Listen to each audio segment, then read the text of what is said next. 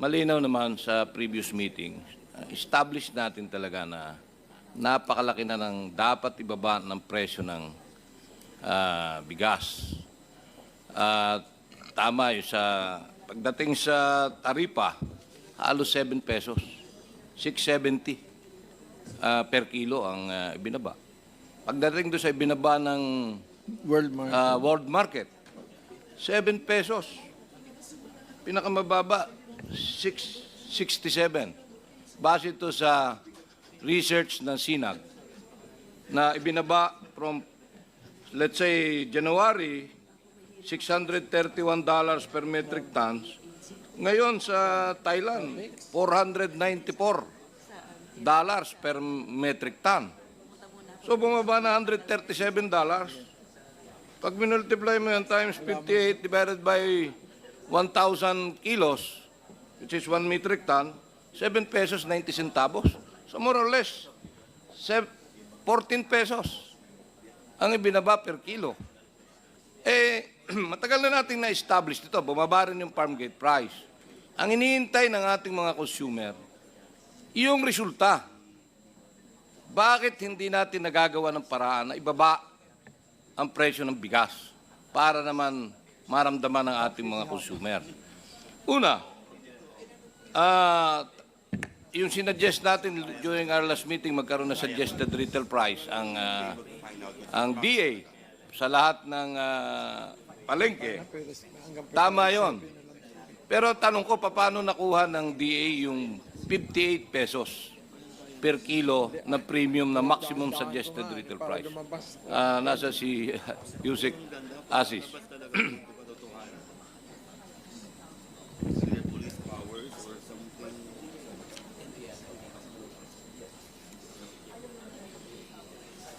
Sir, yung if I may be allowed to show a graph, we have a graph to. Yes. Comsec, please get the USB from Asis. Wag mo na isoli ang laptop. Meron dyan, di ba? Meron dyan presyo. So, sir, as to the specific computation, we have it, we can submit it. Medyo complicated po kasi hindi po ako nag-compute. But the way that it was that the 58 was arrived at is more or less a negotiation point. Alam mo, parang bini-brainwash mo ko sa 58. Hindi ko talaga matanggap. Sir, ganito po. In fact, kung makikita po niyo yung graph namin, talagang actually just to be honest, we showed them a graph that somehow told them na talagang unreasonable na ito. That's why para pong nagkaroon ng parang an agreement na, sige, umpisahan natin dito, but we're going down dahan-dahan. Ganun po yung... Mr. Chair, kaya ako tinatanong, anong proseso ang ginagawa nyo para malaman ninyo ang tamang suggested retail price? Anong proseso? Well, conceptually, sir, it's the landed cost. The computation of pagdating po ng pag dumating po sa imported lang po ito. This is imported rice lang po. So ibig sabihin, pagka po na-compute namin kunyari yung how much is the imported rice, which we have information, actual information from Vietnam or Thailand or elsewhere, then we will compute, and then the tariff, we add the tariff and the cost. After that, so yun po yung landed cost, and then we add the reasonable, I would say reasonable markup for the entire chain. And again, ang chain ho kasi natin mahaba. So kung titingnan natin, kunyari po, 40 pesos, binenta po ng 50 pesos, supposed to be yung average. So 10 piso, parang titingnan mo siya, malaki. Kasi that's 20% markup doon sa 40. Pero kung 5 yung naghati-hati sa kanya, o 4, naiba na ho yung kwenta. Kaya po meron kaming, ganun ho ang pag-compute. We cannot compute na isipin namin na 20% is too much kasi nga, mahaba ho yung chain. Mr. Chair, kasi kaya ako tinanong yan, Basta na ipa-flash. ang sinasuggest natin, mitingin nyo lahat ng kasama doon sa value chain. Malaman yung lahat ang kanilang, let's say sa importer, landed cost plus cost, eh di malalaman mo kung anong tamang benta ng mga importer sa wholesaler. Then kung anong tinanggap na presyo ng wholesaler, plus yung kanyang expenses and markup, malalaman mo rin kung anong tamang ipresyo ng wholesaler. Then kung may dealer, then up to retailer. Then saka ka maglagay ng suggested retail price. Ngayon, masyadong hindi ka panipaniwala yung 58. Dahil tumaba na nga ng 14 pesos eh. Sa taripa, 7 pesos. Then another doon sa pagbaba ng world market, almost 7 pesos. Ang farm gate price, bumaba ng 3 piso sa local. So paano dating 60, 58 ang inilalagay natin? Kaya mukhang hindi nyo miniting yung value chain eh. Kaya parang walang maniniwala na ang tamang presyo ng inyong maximum suggested retail price is 58. Dahil dati, 65 yung pinakamahal or 60 doon sa premium. And then dapat din, tama yung sinabi kanina, dapat sabay-sabay na mini-meeting yan. Ay ano ba naman, matatanong mo rin yung regular price, matatanong mo yung regular meal, well meal, premium, doon sa isang meeting eh. And then, malalaman natin yung tamang suggested retail price. Even yung galing sa local, ganun din, farmers, rice miller, traders, retailer. Yung mga bata And then mabilis nating mailalagay yung suggested retail price. Anybody na sumobra doon sa suggested retail price, yung imbestigahan pabalik. At ang problema lang, kaya hindi natatakot ang marami, wala namang nagbibisita sa bodega eh, ng mga nag-hohord ng bigas. Napakarami na stock natin. Dating 60, naging 80 days ang stock level. Maliwanag na puno ang mga bodega. Pero bakit hindi nilalabas? Kaya para mumura ang bigas. Dahil wala namang nanghuhuli. Mr. Chair, ang tanong ko, sabi ni Secretary, nung last meeting, ay makukonvene yung National Council ng Anti-Agricultural Economic Sabotage Act. Supposed to be, yung enforcement group, ang rules of engagement na enforcement group, like ng NBI, PNP, Coast Guard, dapat within 60 days upon effectivity ng batas, ay gumagana na. Which is October 17, November 17, December 17. Magti 3 months na pero wala pa rin tayong nanguhuli. Eh, palaki ng problema. Maliwanag sa atin lahat na pinagsasamantalahan ang consumer. Eh bakit hindi natin minamadali yung batas na pwedeng makahuli sa mga yan? Mr. Chair, paki-ano sa USEC dahil sinabi ni Secretary during our last meeting na pangungunahan niya na ma-convene yung National Council at na magkaroon ng enforcement group. Aziz, try your best. I try my best to respond to the Yes. different questions po. And we cannot find your file in your laptop. Oh? Sir, doon po muna sa siguro yung last question. We are of course aware that we are a member of that anti-agricultural smuggling group, but it's convened by it's not the office of the secretary that convenes that, sir. But what we did already was to draft the rules of engagement. And once yun lang po ang pwede namin gawin. So nagpi-pre-work na po kami para doon. So that once it's convened, that rules of engagement can already be approved by this,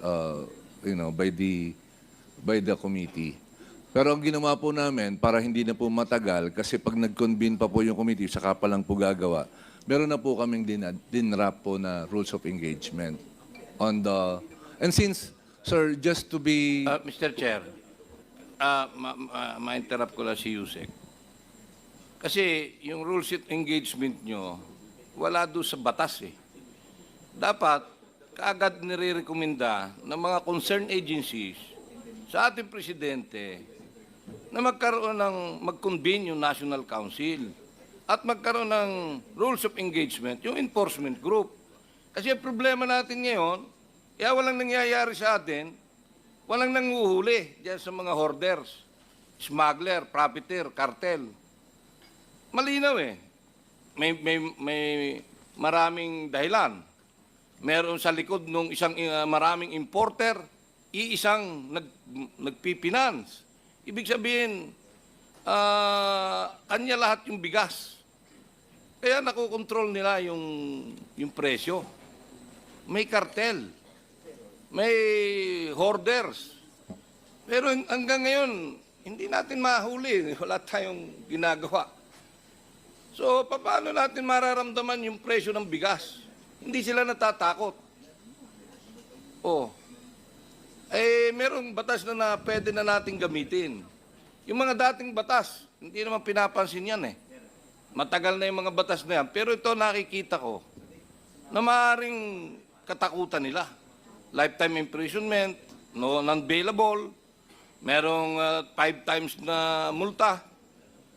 So, bakit hindi itong i-recommend ng mga concerned agencies like ng DA, NEDA, DTI? Kasi kayo yung nabubugbog dito. Meron tayong batas na pinaghirapan. Ang tagal-tagal nating pinaghirapan ito. Minadali ni Speaker, minadali ni Presidente. Pero kayong mga concerned agency, kita na ninyo kung ano pwedeng makaresolba rito. Pero hindi natin magawa dahil hindi nakukumbin. Nasaan yung concern ng mga concerned agency? DTI, NEDA, DA. Bakit? Kayo members lahat niyan. Kayo namumroblema. Ito yung sigurado makakapagpatino nitong nangyayari sa atin pagdating sa bigas. At hindi lang sa bigas.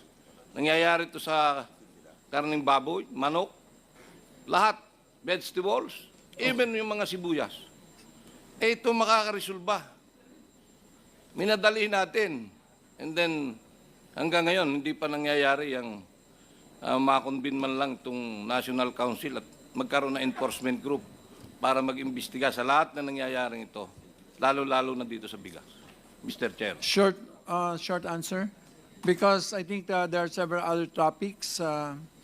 We are supposed to move on to the other elements of the food basket. So when ano yung plano ng DA in order to convene the National Council under the law? We will continue to make representations for the immediate convening, Mr. Chair. The other thing, kasama po ito sa request namin, just for siguro, tama po si Congressman Briones, kami po yung hinahanap. Pero I just want to siguro made everybody aware that part of our request for policy reform is to add the Department of Agriculture as among the members, agencies of the Anti-Agricultural Economic Sabotage Enforcement Group. Because right now, we're not a member. So kaya po nire-request din po namin ito. Mr. Chair, Kasi nga hahanapin po sa amin. ko, mag-recommend kayo sa Presidente na i-convene immediately ang National Council. Yes, sir. Hindi nyo kailangan maging enforcement group. Ang sanay sa enforcement agency like NBI, PNP, Coast Guard. Kaya nga yung custom, hindi ko rin gustong kasama yan dahil hindi rin naman sila enforcement agency. Yes, sir. Yes, sir. At wala namang nangyari doon sa Anti-Agricultural Economics, Agricultural Smuggling Act. So, ang kailangan masubukan natin, yung batas na pinaghirapan natin ng mahabang panahon. Okay. We will make the necessary recommendations to the office. It's the OP, sir, that convinced it. But we recommended already that it be convened immediately. Okay, thank you. How about, Mr. Chair, NEDA and DTI? Kailangan sabay-sabay kayong magparating sa ating presidente. Ano ba nangyayari dito sa ating hearing na ito kung in spite na alam na ninyo ang nangyayari, meron tayo, sinadjust ko na ito for so many times. And then hanggang ngayon, wala pa rin. Ano yung NEDA o DTI? Ano ninyo rito? Mr. Chair, we'll inform our secretary and will make the necessary representations to the Office of the President if the need be. Naghintay din po kasi kami dun sa parang Paano? asking us who is our rep, pero nung trinace po namin walang ganoon pa pong request, Mr. Chair. But we'll do what we can, Pa lang. Mr. Chair. Sa NEDA ka ba? DTI, Mr. Chair. DTI, how about sa NEDA? Is NEDA around? NEDA is not around. So, yun, Mr. Chair. Tingin Thank ko, yun ang makakaresolba sa lahat ng problema We natin. will inform NEDA, sir. Thank you, Mr. Mr. And Chairman. before that, may I recognize Congressman Roberto Tang Uy Pinpin of the Zamboanga del Norte, sir. Co-chair? Yes, briefly, Mr. Chairman. I would like to inquire from Attorney Carbonell of DTI. Earlier, you mentioned that the department, DTI itself, has recognized that the situation is an emergency situation, contrary perhaps to the stand of the DA that, hirap sila to address the situation because wala namang pagtaas ng presyo. Instead, ang problema is hindi bumababa ang presyo. So there's a clear difference in understanding the definition of rising cost and failure to bring down prices. Can you enlighten the committee again, Attorney Carbonell, para medyo matahi natin, ma-harmonize natin ang position ng Department of Agriculture?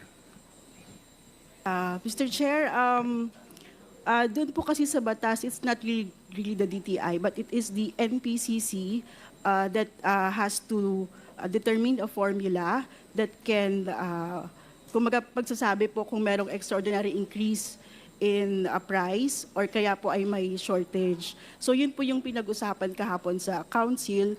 And ang ano po kasi, ang sinasabi ng council is that hindi naman siya isang formula lang or isang quantitative formula. The formula can be a set of indicators that would show that there is really an extraordinary increase in the price of rice. And that would allow the DA secretary or the DA to declare that there is a food security emergency. So we are still preparing the resolution, Mr. Chair. So tinitignan po namin yung formula na pwede nating or the indicators that can support kung meron talagang extraordinary increase in price, Mr. Chair.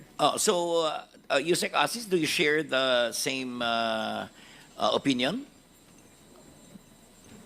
I understand, Mr. Chair, that the process started yesterday, and we agree that we're trying to find a way to interpret the situation to cover the existing one. But right now, like for instance, sir, I understand that there is a theory that while the prices are not rising today, example, but there was a previous increase in prices that is prevailing until now. And so that, in a way, can cover the situation that is written in the law. So No. that's the theory. The fact that, we're not talking of theory here, we're talking of facts. Kasi the fact remains that because of the reduction in tariff, the landed cost for every kilo has gone down to 7 to 8 pesos. Now, world prices have gone down as well. So, sinasabi nyo kanina, no, since walang pagtataas ng presyo ng bigas, ang katotohanan is walang pagbaba, to a level that is realistic, no? So anong kasi we're arguing on definitions. Yeah. But the situation short of declaring an emergency in this country, do you agree with me that there is an urgency to bring down prices of rice? Yun lang kasimple ang tanong ko. Agree, sir. And there is a law that covers that. And this is what we're trying to say, that in case of unreasonable high prices, kahit hindi pa po siya kumbaga going down siya pero unreasonable pa rin, we can actually put a price cap. We can all actually recommend that, and that is based on the Price Act.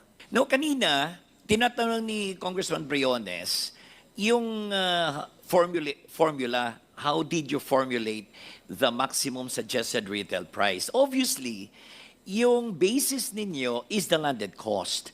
Don't you realize that supply of rice in this country is dependent on domestic production, which represents 75% of the entire consumption.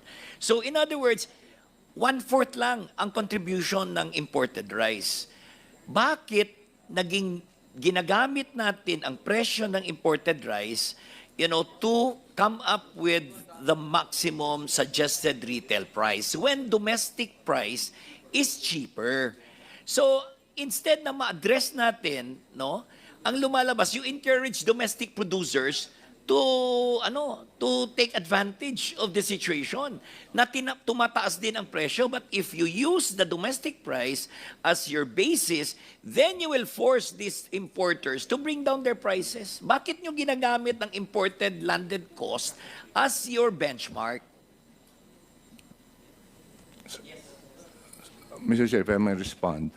I agree that there has to be a better way to look at it and a better formula. At the onset po. Nag-agree po ako na there must be a better way to address this and not just use landed cost of imported rice as basis for putting the MSRP. Totoo po yun. But we are still working on the formula. That's to be honest. Yusek, alam nyo, I don't know how long will it take you to come up with a perfect formula while the Filipino people are all starving and, it's an emergency. Hindi natin maramdaman yan kasi kaya nating bumili ng bigas. But 26% of the Filipino population is considered poor. So 26%, 26 million Filipinos, are affected actually, because of this, rising cost or prices of rice that remain very high. So we don't have the luxury of time, eh. Yeah. So I don't know how long will it take DA to come up with the perfect formula. Sir, can we show, Chair, can we show the graph? Papakita mo na. Yes, sir. Can you upload? Yeah, Mr. Chair, very quick interjection while we are waiting for the uploading. Galing mo Just talaga one comment, sumingit. Mr. Chair. May recognize. Yeah. May recognize former Secretary Janet Garin of 2nd District of Iloilo. First District, Mr. Chair. First District ba? No, 2 Yeah, nakalagay. yeah. Kaya, Mr. Chair, kulay-palay na po ang buhok ko at pasensya ako'y na late. But my basic question, Mr. Chair, is hindi ba tayo napapagod? Or can I Pagod ask na. the resource persons, are you not tired? Because what we are discussing, I've been actually monitoring since the start, outside, through Facebook, and up to this point of time. Lahat ng pinag-uusapan, lahat ng katanungan, lahat ng mga kasagutan were exactly the same topics discussed for the previous hearings. And now, DA has to walk the talk. We cannot just, and tama po si Congressman Biron. Where is the sense of urgency? Hanggang kailan po ito mga komputasyon na sinasabi nyo? That's just my point, Mr. Chair. Later, during my time to interpolate, I will lay down the parameters of what were discussed what were the promises, what were the assurances of DA, NFA, other related agencies, what were the timelines given in Bulacan, what were the timelines given here, because if we are hearing the same comments and the same topics of discussion sa ating mga opisyal na hindi naman bumababa yung epekto nito sa taong bayan, it's useless inviting them. We instead use our oversight powers to make government employees and officials accountable for this service to the Filipino people. Thank you, Mr. Chair. Thank The you, slide and is now thank ready. you for, of course, she's your So, this is the answer of DA. DA, please make it short. Sir, it's already there. Who will discuss that? Please explain. Iba yata in-upload nyo.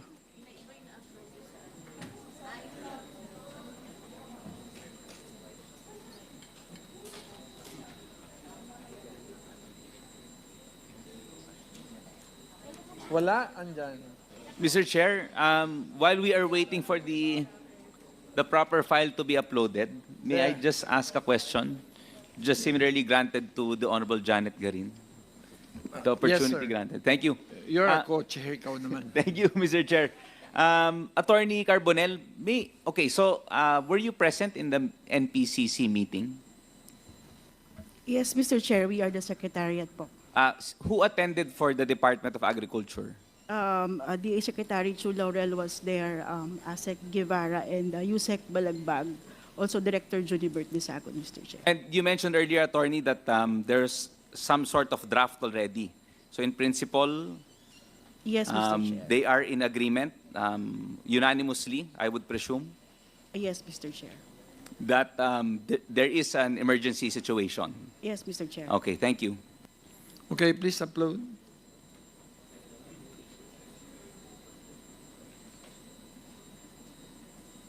Please upload. Okay, sir? Yes, Mr. Chair.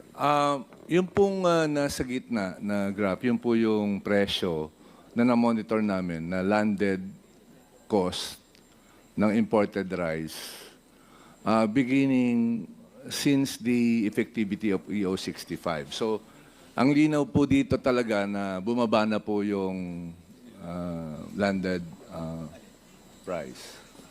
Tapos doon po sa yung pong kulay blue, yun po naman yung lumalabas na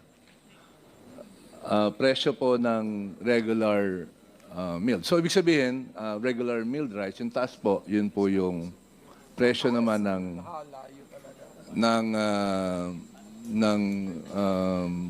premium rice, no?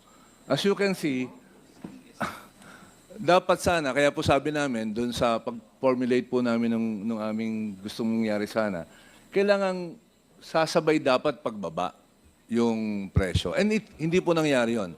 Of course, this is something that is being hinahanap po sa DA ngayon, ba't hindi bumaba? And this is what's happening now. Pero at the same time, sir, look at the green line. Yung green line po, yun po naman yung presyo ng palay. Halos kasabay po nung pagbaba nung, o towards the end, nung pong imported, bumaba rin po yung palay buying. Kaya po, sabi namin, we really have to understand what is the effect of putting a price cap on the entire setup because nakita po natin, hindi po nagbabago yung presyo ng retail, pero bumaba po talaga yung presyo ng palay. Kasabay po nung pagbaba nung lang. So this is a balancing. This is what we're trying to say na this probably is not a simple mathematics. This is not just a simple math. Kasi may effect po dun sa farmers. And remember, 75% of our supply is produced by the local farmers. Right now, farmers lost around 4 pesos. And the challenge there is if farmers will keep on losing money, it will affect the planting intention. Hindi ho magtatanim. Kaya Kaya yun po yung sinasabi namin, sir, na we're trying to balance it out. It's not, we wanted, and it's not that we don't understand this as an emergency, but this is really an emergency that is happening. Kaya nga po tingin namin, price cap po ang gagamitin. Eventually, pag hindi po sumunod, yung presyo sa pababa, then we will use Section 6 of the Price Act where there will be a price cap. And this time, we will be recommending to the President to put a price cap po. Mr. Chair, we do not intend to deprive domestic farmers or domestic suppliers to earn decently. Ang sinasabi lang natin is, i-benchmark natin ang presyo doon sa domestic supply because the domestic supply represents 75% of the requirements, the domestic requirement. Bakit natin i-benchmark sa imported? So, mas lalong nagmamahal ang presyo ng domestic rice, na panahon na sana yan na mapababa natin yung presyo using domestic rice as the basis of formulating your maximum suggested retail price. So, of course, kung ikaw local farmer, happy ka, no? Because, sumasabay ka doon sa presyo ng imported. But 26 million Filipinos are not happy kung ganun ang formula ng DA. Ang sinasabi natin, give the domestic farmers an opportunity to earn decently so that they will keep on planting rice. Pero if you use that domestic benchmark as a basis to formulate your MSRP, then you will force the importers to bring down their price. Susunod sila sa presyo ng ating, kung hindi man sa sumunod, at the very least, mas malapit ang presyo nila sa presyo ng domestic suppliers. Yun ang ibig ko sabihin, Yusek.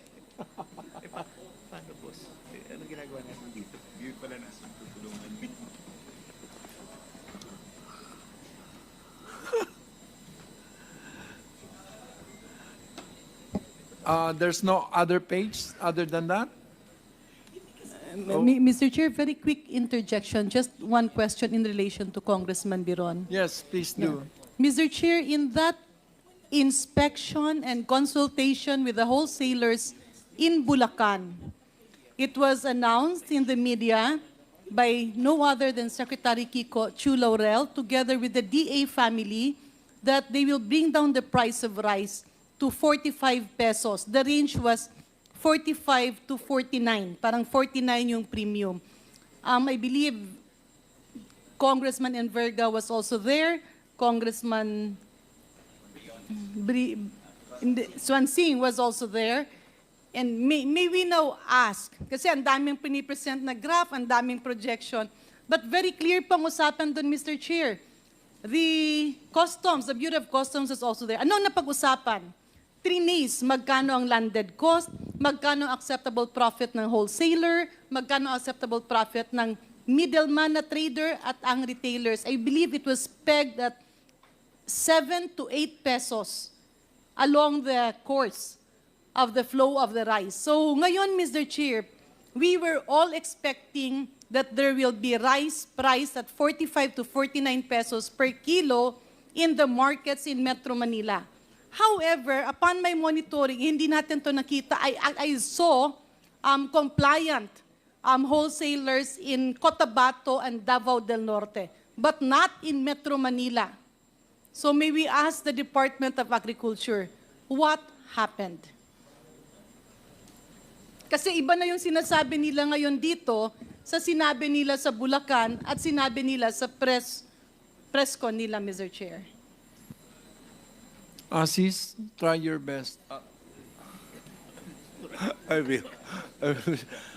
Ito po base po sa rice monitoring po ng AMAS. Meron po tayong makikita sa palengke ng December po na yung pong regular meal rice, meron po tayong makikitang 43. 43.17 po. Meron din po... Mr. Chair, with due courtesy, Yusek Asis, pwede bang wag na dun sa based on your monitoring and everything, kayo ang kausap ng wholesalers.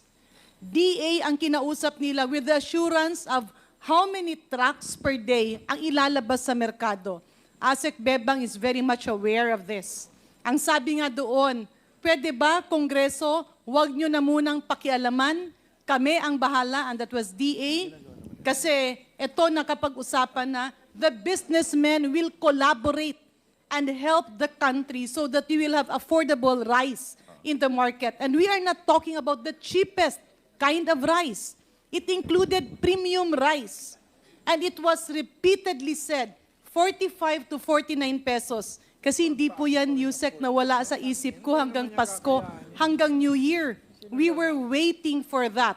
But I only saw a wholesaler cooperating and following that in North Cotabato, Davao del Norte, and I believe some portions of Samal Island.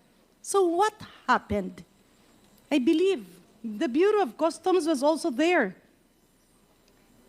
Basically, Mr. Chair, ang sinasabi lang natin is, we can have all these figures and presentation, pero let's go down to the facts. Yan ang promise nyo, yan ang sinabi nyo, nangyari ba o hindi nangyari? At kung hindi nangyari, bakit? At paano natin ipapatupad ang binitiwan nating mga salita? Retailer, si ano lang?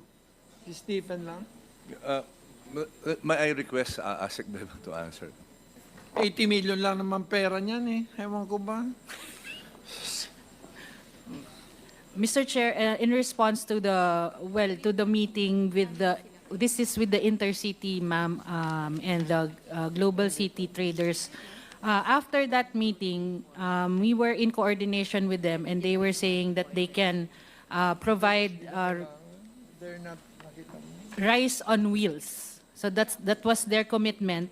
So, but definitely it will require first coordination with public markets. So as of the moment, we have 13 public markets with rice on wheels that we are the Intercity Group and the Global City. Saan nyo napili ito?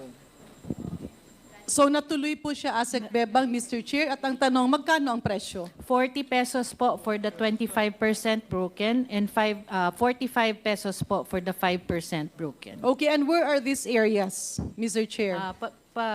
Meron po kaming report on this.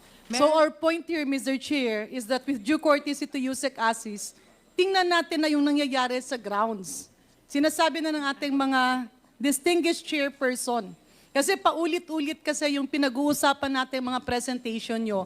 But there were concrete commitments citing definite figures based on documents. So let's go to that, discuss that, and expand that not only in Metro Manila, but the whole of Luzon, Visayas, and Mindanao. Doon tayo pumunta, tumbukin natin. Paano ba natin mapapakain sa sambayan ng Pilipino ang murang bigas, not the lowest quality. Mr. Chair, just to reiterate, in that meeting it was also told, hindi totoo na ang mga mahihirap ay gusto ng pinakamurang bigas. Kasi yung bigas na maganda, yun na rin yung ulam nila. Konting patis, konting toyo, yun ang ginagawa nila. Kasi, syempre, tao yung mga yun. That's why let's go back, Mr. Chair. While we do appreciate the wisdom of Yusek Asis, we want grounded statements, actual statements. Yung bang hindi lang tayo salita, kundi talagang gawa na ramdam ni Maria at ni Juan. Thank you, Mr. Chair. Thank you. At this point, may I ask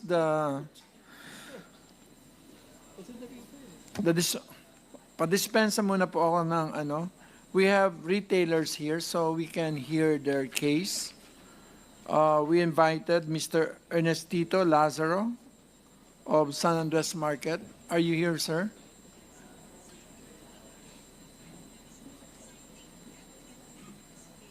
Mr. Dominador Sanchez? Asan sila? We got the list from DA. Ikwento mo lang kung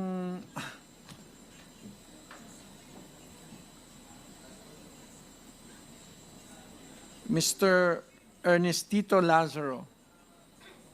Andiyan pala siya. Sir, welcome to the House of the People. Please, Jet, give your mic. Hindi ba siya? Oh, Miss Catherine Mercado. nag-aalisan?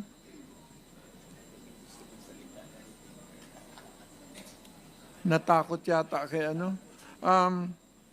LJ Castro?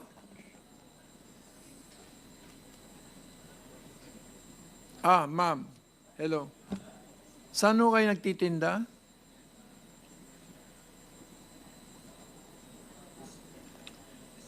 Muntinlupa? Yeah. So mga ilan ang binibenta mo araw-araw? Let's say 100 kaban for 25 kilos per day as retailer. 100 kabans of 25 kilos. Yeah. Magkano, kanino mo binibili yung, Sa wholesaler, sir. magkano ang kuha mo? It depends, sir, sa quality ng bigas. Kung premium siya, or well-milled rice or regular rice. Okay, a premium, magkano? Premium, say 1,250. 1,250 Per times 25 2, kilos. So 2,500. So 50 pesos per kilo. Yeah.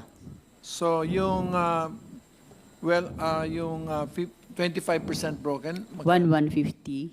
1,150 times 2 is 2,300 divided by 50.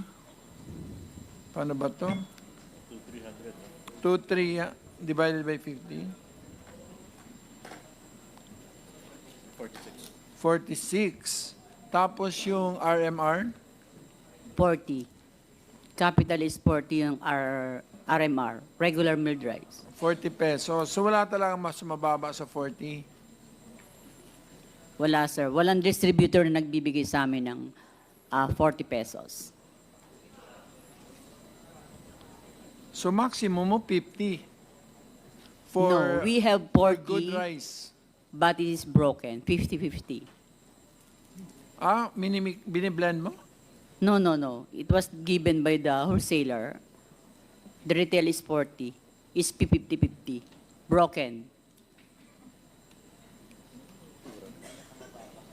So 50, 46, 40. Doon sa 50, mga ilang kaban yun? 50. Ang standard unit ba ngayon is 25? 25 kilos only, not 50. Hindi na 50. Standard. Yep, sir. So bago na pala, no? Mamaya niyan sa Shayna.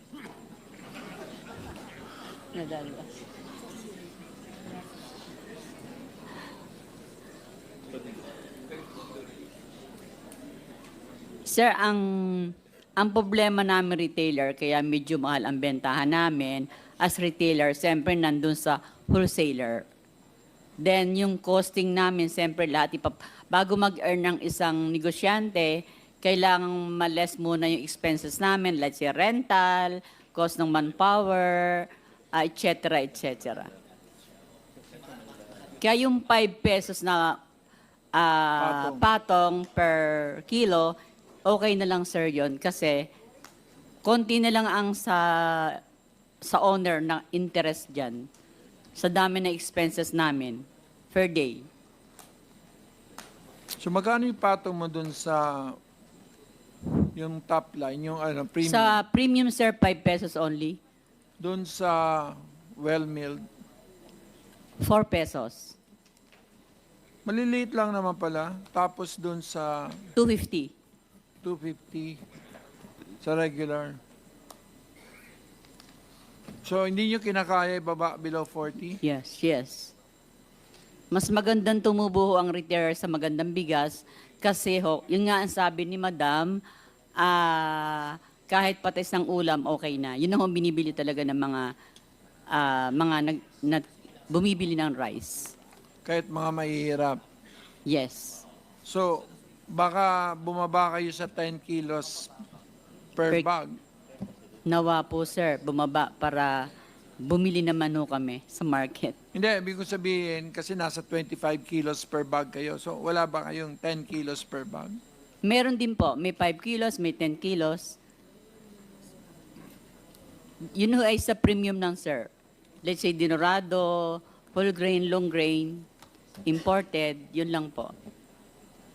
Yung mga katabi mo, parehas ang presyo niyan. Lahat po kami pare-parehas. Kasi iisa ho ang mga supplier din namin. O Asis, kaya niya magbenta ng 50, bakit ikaw 58? The lowest price we sell for imported is 55, 56. Bakit mas mahal? Coco Pandan, that's Coco Pandan. Ibang quality. The best is Coco Pandan. Saan galing yan? Bulacan po. Ano yan? Vietnam?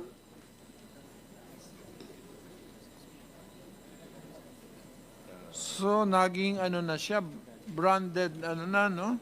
Differentiated na yung market, no?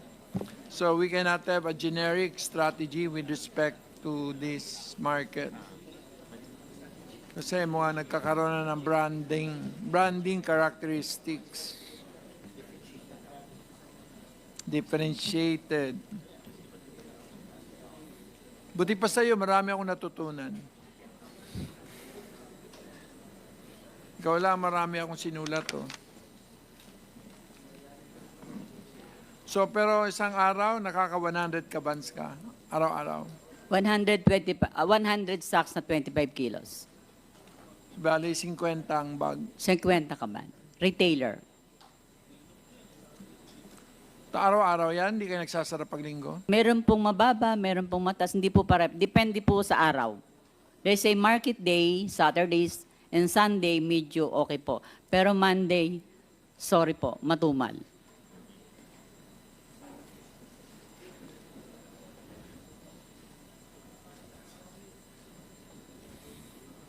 Ano mga... Mr. Chair. Who is Mr. that? Chairman. Yes, Biron. Briefly, sabi nyo kanina, Mrs. Castro, you are able to sell on the average 100 sacks Yes. daily, right? It's true, 100. Okay. Doon sa product mix ninyo, sa premium, sa well-milled, regular milled, anong Assorted na po yun, sir. Yeah, I know, I understand. 100 sa buo. Pero doon sa product mix na yan, na tatlo, ano ang pinakamalakas bumenta? The premium rice, sir. Alright. Mga ilang porsyento yun? 50%. 50%. Alright. Okay.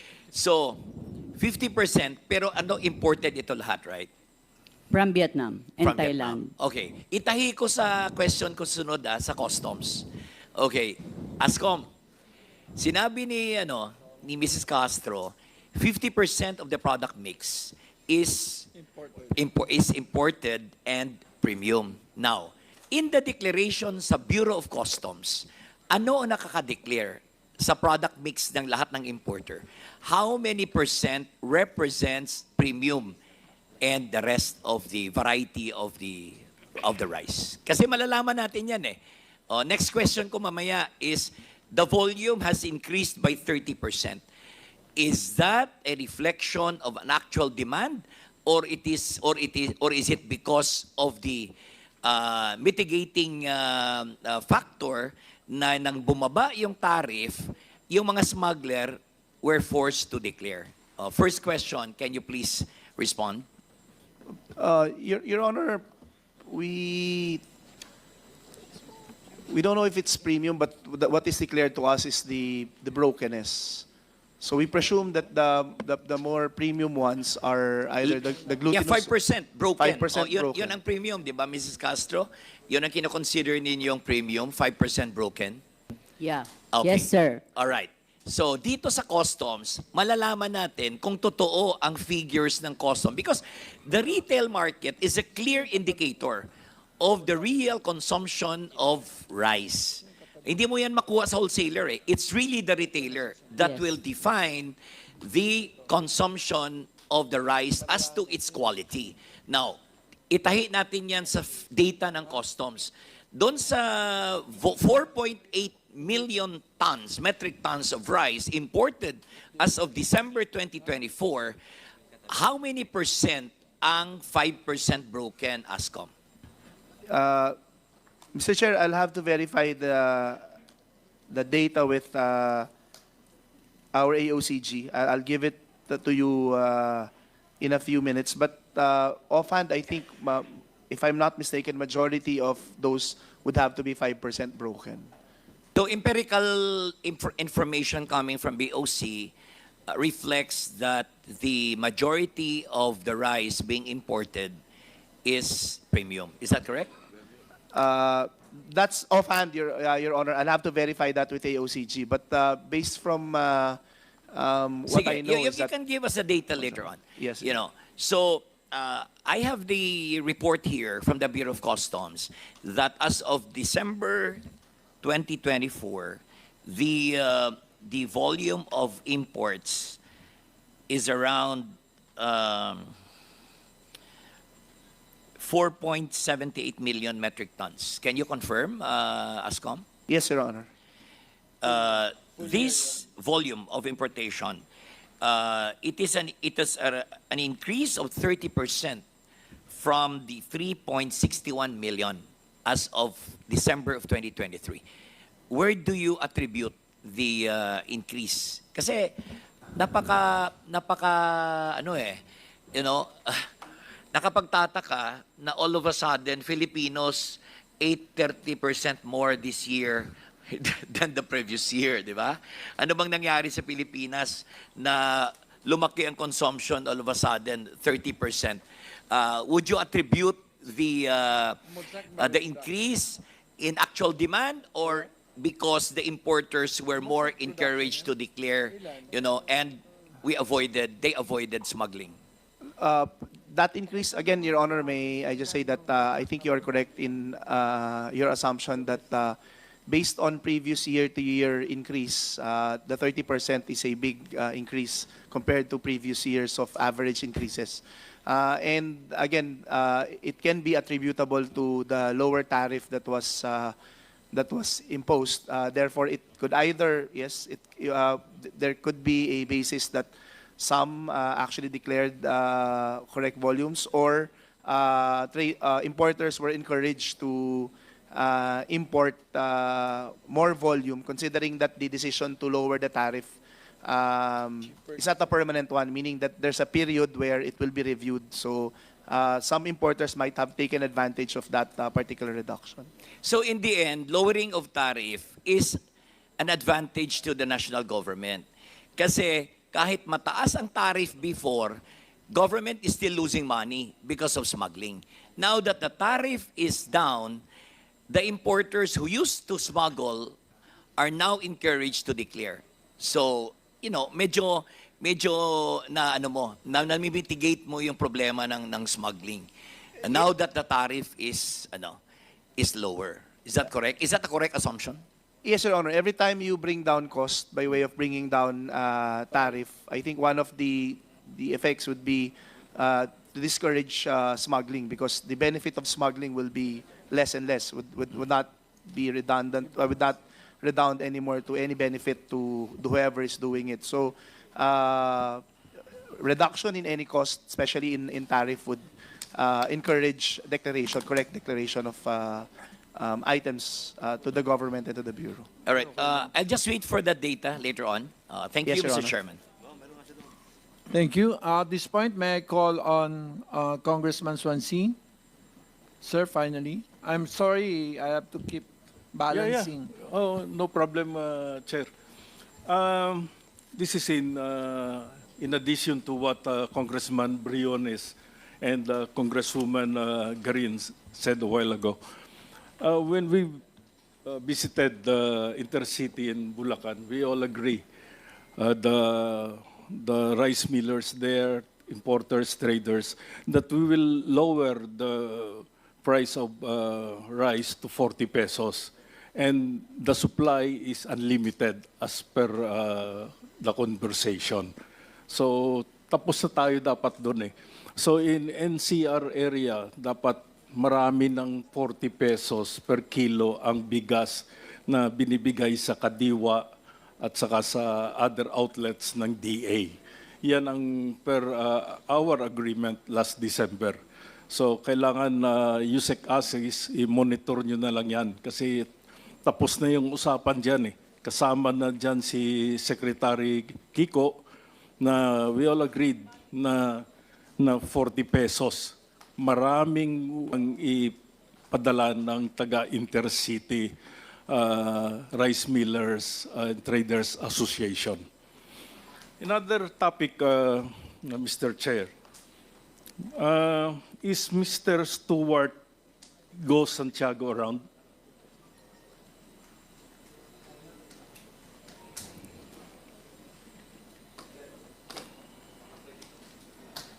Mr. Chair, I believe we have Mr. Stewart.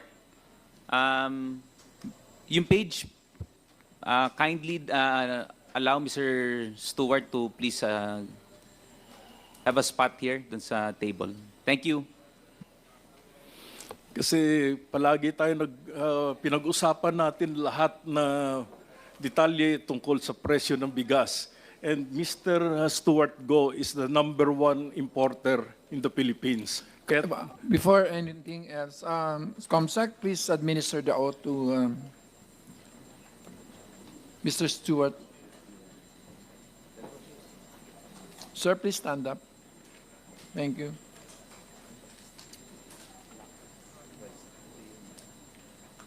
Pakitaas lang po ang kanang kamay. Sir. Ako, pakisabi po ng pangalan.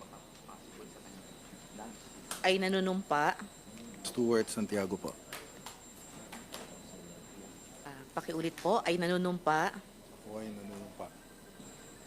na magsasabi ng katotohanan, Magsasabi ng katotohanan. buong katotohanan, Buong katotohanan. at pawang katotohanan lamang Tamang katotohanan. sa harap ng kapulungang ito ng pagsisiyasat. Yeah. Salamat. Thank you, ma'am. Thank you, Stuart. Congressman Swansea. thank you, Mr. Chair. Pinakamalaki. Mr. Go, Sa Davao. can you enlighten this committee on your personal circumstance? Pakilala ka namin. Mr. Chair, I'm from Davao. And I started my business early 90s. Mr. Go, sa'yo ba itong NANS2 Agri-Traders? Yes po.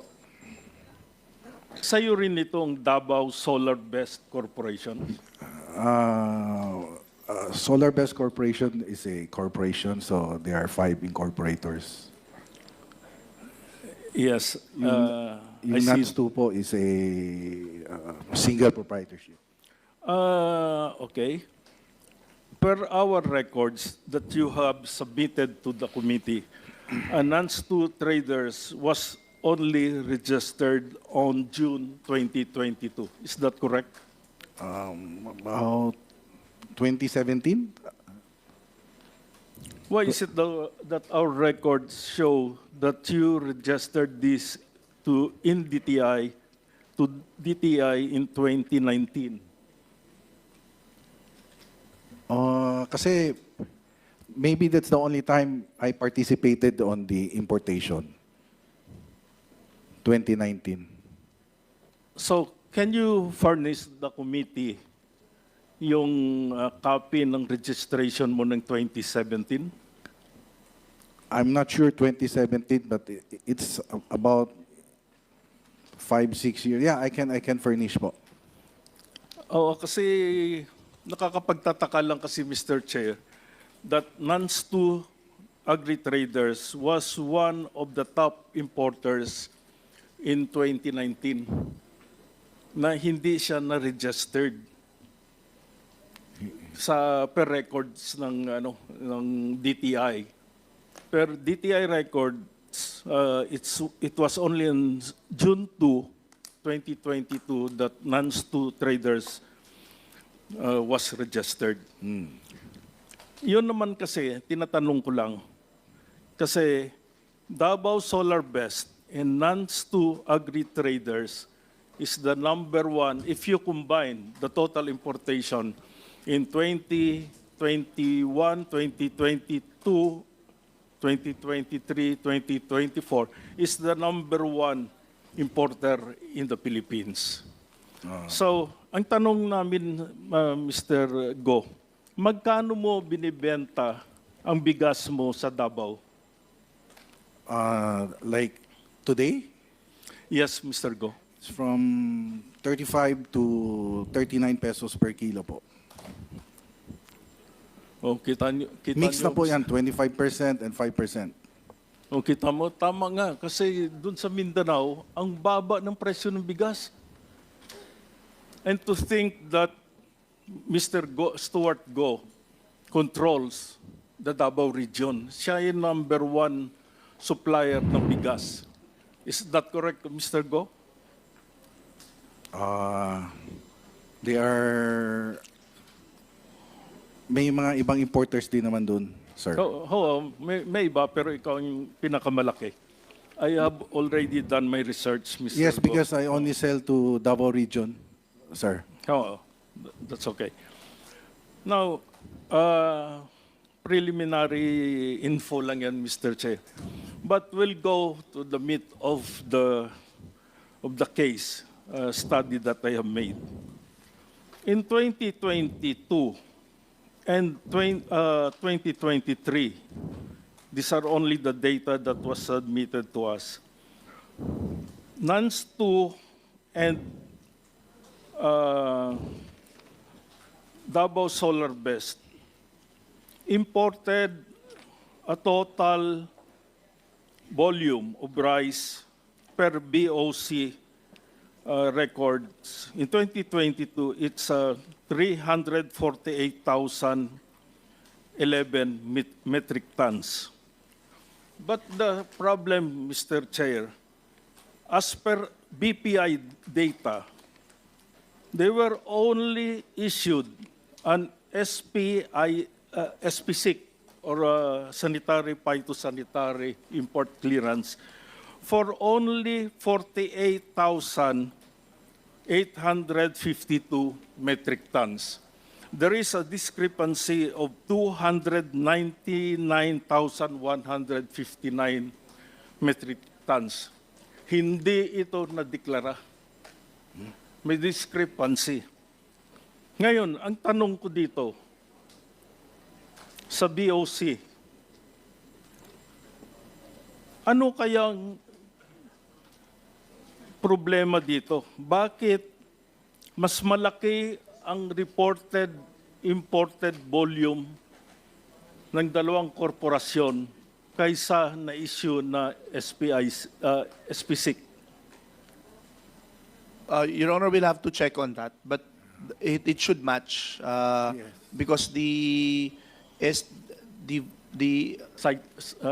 volume of importation that we gave cleared customs, and that clearance includes the corresponding SPSIC. In fact, Your Honor, before we release it, BPI is also there and signs off on the release papers because they're the regulatory agency that implements the SPSIC.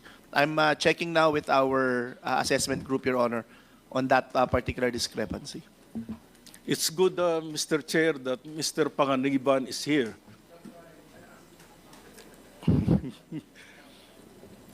You submitted records of the SP6, the sanitary sanitary import clearance.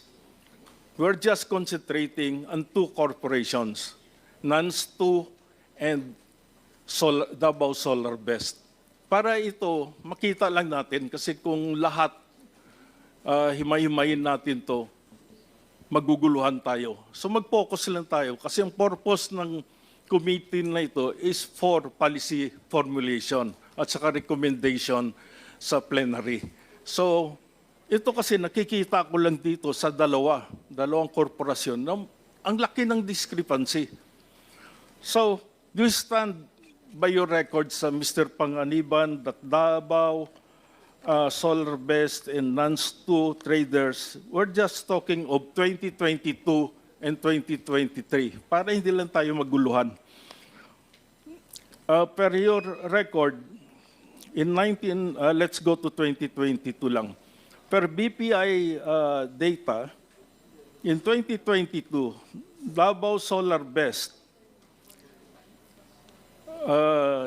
the BPI issued 25 SP6 for 22,932 metric tons. But the per BOC record, 142,931 metric tons was imported. So may discrepancy na 119. Isang korporasyon lang yan. Sa NANS2, agri-traders may discrepancy again of 179,000 metric tons for 2022 lang. So pag tinotal mo itong dalawang korporasyon, meron 299,159 metric tons na discrepancy. Ano kaya sa tingin mo, Mr. Panganiban, Director Panganiban, ang rason kung bakit may discrepancy ang customs figures against sa issued na SP6 nyo? Mr. Chair. Thank you po, sir, for that inquiry. Sir, tama po, medyo yun sa amin lang, in 2022 ay 23 po yung naka-record dito. Although, we can check. Sir, ang ano lang po natin is yung time, ano? Kasi before, sir, at ito naman po ay nabanggit na before, yun nga pong automatic approval na 7 days. So before we came in po, yung bagong administration, before nagkakaroon po ng yung sinasabing management of SPSICs, although hindi naman po yun talaga ginagawa. Ang nangyayari po na automatic approve yung pong hindi na-action na ng BPI before. So hindi ko po alam yung time frame, pero malamang baka yun yung dahilan kung bakit may discrepancy. But during our time na po, lahat po ito ay pinaprocess at nire-review at ina-actionan. Ito kasi, ang Sino pinalitan mo?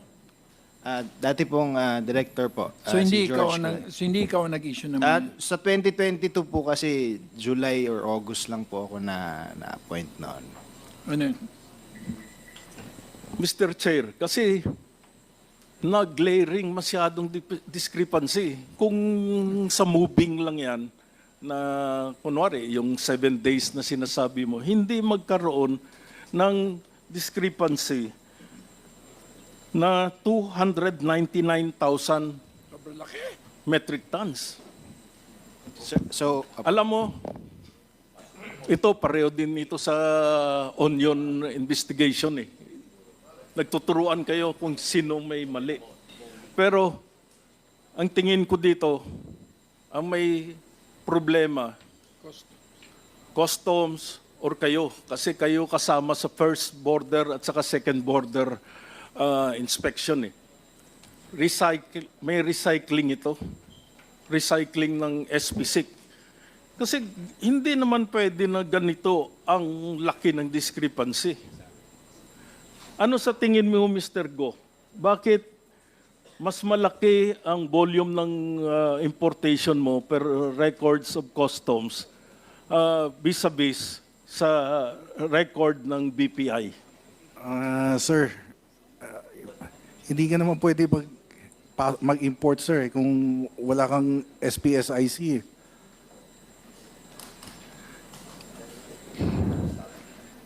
Again, Mr. Go? Hindi ho kayo pwede mag-import kung walang SPSIC. So you need to submit all those documents when you're filing sa BOC. The pricing Oo nga eh. problems.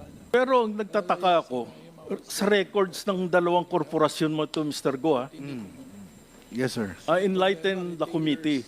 Kasi ang records ng customs, ibangga mo sa records ng BPI, may discrepancy, napakalaki. Yun nga, kasi I'm ikaw not aware. I'm Oo. not aware. And I'm just pointing this out sa committee para maayos natin. Ito kasi 2022 at saka 2023, napakalaki ng discrepancy. Pero pagdating ng 2024 24, umayos na. Halos ano na eh, bumaba na yung ano nyo eh, bumaba na yung importation nyo ng ano, ng 49% ng 2024. Pero 2021 at saka 2022 napakalaki ng discrepancy. So, Mr. Chair, ito ang tinitingnan ko para sa formalization natin ng ano, ng policy natin. Sa tingin ko, kailangan ayusin ito kasi ito lang 2022 and 2023. And tingnan mo, yung top 20 rice importers, lahat may problema. Pareho ganito, Mr. Chair.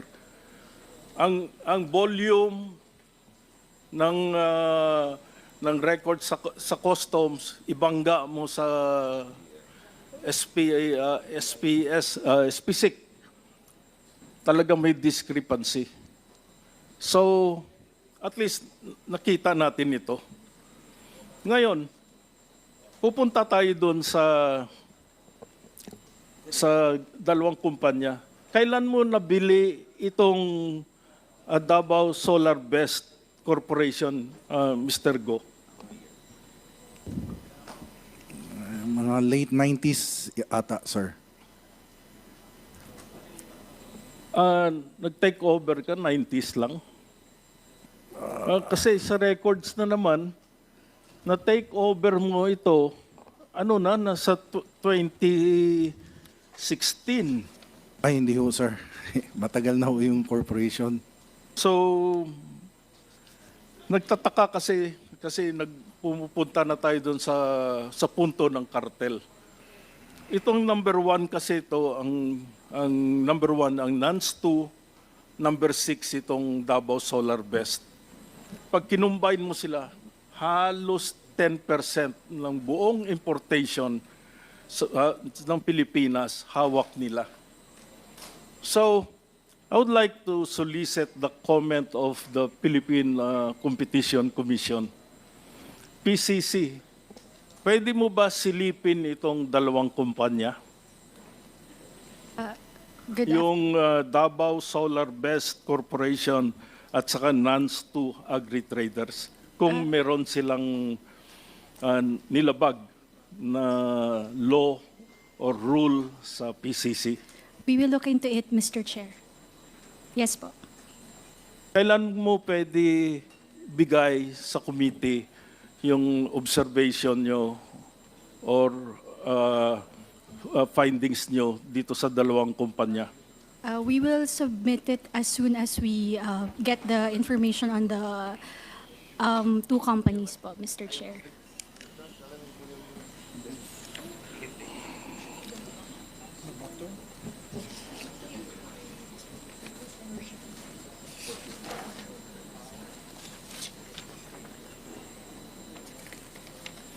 Thank you, PCC.